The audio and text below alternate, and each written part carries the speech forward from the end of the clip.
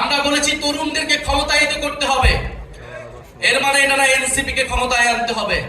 তরুণরা বারবার জীবন দিবে, রক্ত দিবে রাজনৈতিক দলগুলোকে ক্ষমতায় নেওয়ার জন্য, আর বাংলাদেশের মহানগরের ভাগ্যের কোনো পরিবর্তন হবে না, এইটা বাংলাদেশের তরুণরা আর মেনে নেবে না। আমরা দেখেছি ৭১ পরবর্তী বাংলাদেশে কিভাবে লুটপাট হয়েছে, কিভাবে রক্ষী বাহিনী তৈরি করে গণতন্ত্রকে হত্যা করা হয়েছে, লুটপাট করা হয়েছে, বাকশাল কায়েম করা হয়েছিল। আমরা দেখেছি ৯০-এর গণ অভ্যুত্থানের পরেও যে প্রতিশ্রুতি জনগণকে দেওয়া হয়েছিল, ছাত্র সমাজকে দেওয়া হয়েছিল, সেই প্রতিশ্রুতি রক্ষা করা হয় নাই।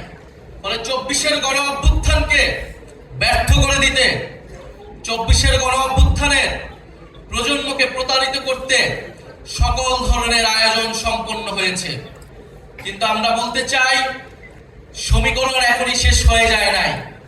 ফলে যারা এখনই সমীকরণ মিলায় ফেলছে তারা ভুল পথে হাঁটছে। গণ অভ্যুত্থানের শক্তি, তারুণ্যের শক্তি এখনো রাজপথে আছে, এখনো মাঠে আছে। গত ১ বছর ছাড় দিয়েছি, জুলাই ঘোষণাপত্রে ছাড় দিয়েছি, জুলাই সনদে কোনো ছাড় হবে না। ১% ছাড়ও জুলাই সনদে দেওয়া হবে না। যেই মৌলিক সংস্কারের রূপরেখা জনগণের পক্ষ থেকে ঘোষণা করা হয়েছে, যেই মৌলিক সংস্কার, যেই নতুন বন্দোবস্তের কথা আমরা বলেছি, যেখানে গণতন্ত্র নিশ্চিত হবে, স্বৈরাচার আর ফিরে আসতে পারবে না, রাষ্ট্র কাঠামোকে গণতান্ত্রিক হিসেবে গড়ে তুলবো, সেই জুলাই সনদে আমরা ১ বিন্দু পরিমাণ ছাড় দিব না। আমরা নির্বাচন চাই, নির্বাচন গণতন্ত্র ভোটাধিকারের জন্যই আমাদের লড়াই ছিল। কিন্তু আমরা এর সাথে বলেছি, পরিবর্তনের মধ্য দিয়ে বাংলাদেশকে যেতে হবে। বাংলাদেশের এই মুহূর্তে সবচেয়ে বড় সংকট হচ্ছে স্থিতিশীলতা এবং জাতীয় ঐক্য ধরে রাখা। যদি রাজনৈতিক দলগুলো, রাজনৈতিক শক্তিগুলো নিজেদের মধ্যে জাতীয় ঐক্য ধরে রাখতে না পারে, দেশের স্থিতিশীলতা নিশ্চিতে নিজেদের মধ্যে ছাড় দেওয়ার মানসিকতা তৈরি না হয়, ফলে আরেকটি ১-১১ আসবে।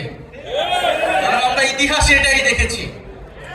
আমরা মনে করি রাজনৈতিক সমস্যার সমাধান রাজনৈতিক দলগুলোকেই বসে করতে হবে এবং সেই সংস্কৃতি বাংলাদেশে কায়েম করতে হবে। যদি রাজনৈতিক দলগুলো ব্যর্থ হয়, লাভবান হবে ডিজিএফআই, লাভবান হবে অরাজনৈতিক শক্তি, লাভবান হবে বিভিন্ন বৈদেশিক শক্তি।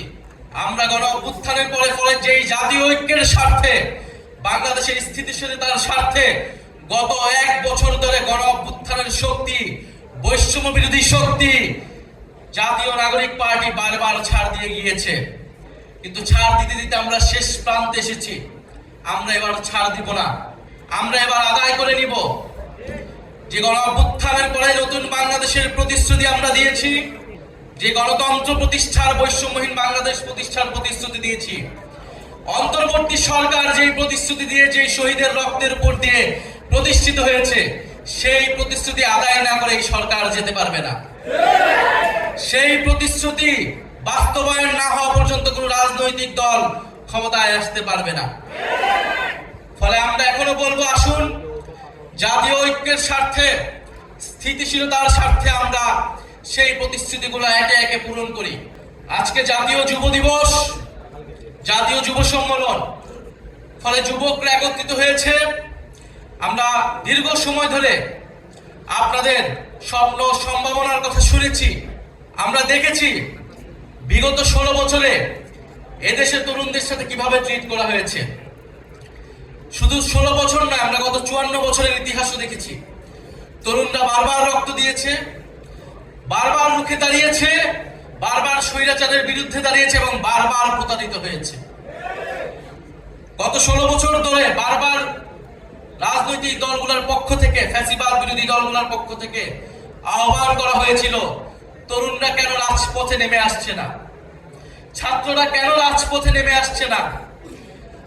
জেনজিরা অ্যাপলিটিক্যাল, তারা রাষ্ট্র নিয়ে ভাবে না, সমাজ নিয়ে ভাবে না। এই জেনজিরা কিন্তু সেই ভুল ভেঙেছে। তারা প্রমাণ করে দিয়েছে তারা রাষ্ট্র, সমাজ, দেশ নিয়ে ভাবে।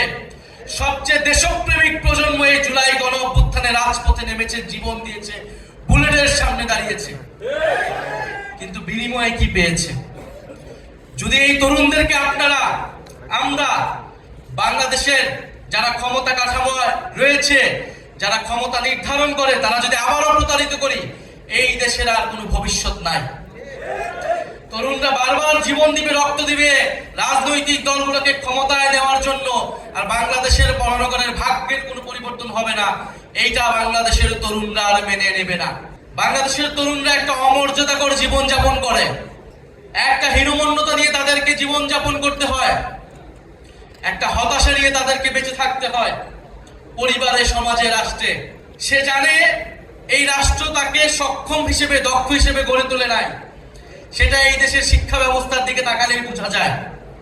সে জানে সে যদিও কোনো না কোনো ভাবে পড়াশোনা করে বিশ্ববিদ্যালয়ে যেতে পারে, বিশ্ববিদ্যালয় থেকে বের হয়ে তার কোনো কর্মসংস্থান নাই, এবং সে যদি রাজনীতিতে যোগ দেয় তাহলে চাঁদাবাজি, সন্ত্রাস, টেন্ডারবাজি করে তাকে রাজনীতিতে করতে হবে, এবং রাজনৈতিক দলগুলোর লাঠিয়াল হিসেবে তাকে সবসময় রাজনীতি করে যেতে হয়।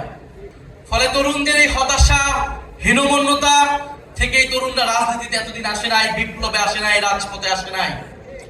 জুলাই গণ অভ্যুত্থানে তারা এসেছে, সাড়া দিয়েছে বিবেকের তাড়নায়, স্বপ্ন দেখেছিল।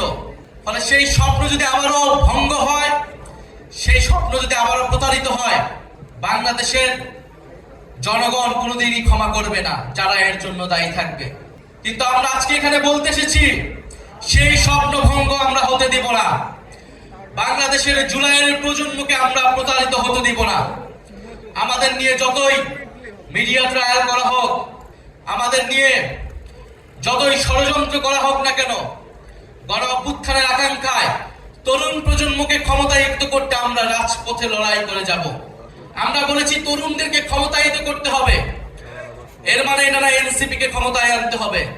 প্রত্যেকটা রাজনৈতিক দলের তরুণরা কিন্তু রাজপথে নেমেছিল, ছাত্র সংগঠন, যুব সংগঠনরাই লড়াই করেছিল, ভ্যানগার্ড হিসেবে থেকেছিল।